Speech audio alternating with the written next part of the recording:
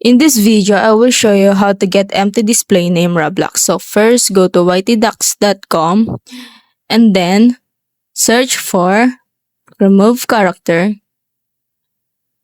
And here you can see, guys, you will type the text here. So I will type, for example, and also here. And then you will include the invisible text here. So go to invisible character, go to textreverse.com, and then click on copy to clipboard.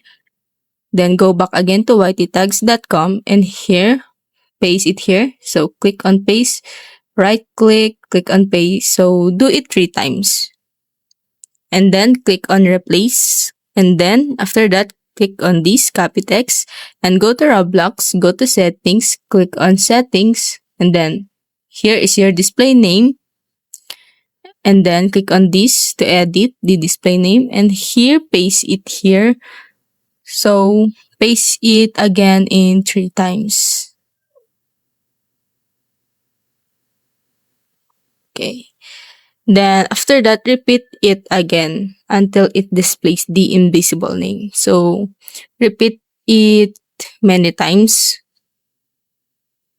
like that. So repeat it again and again until you see the invisible.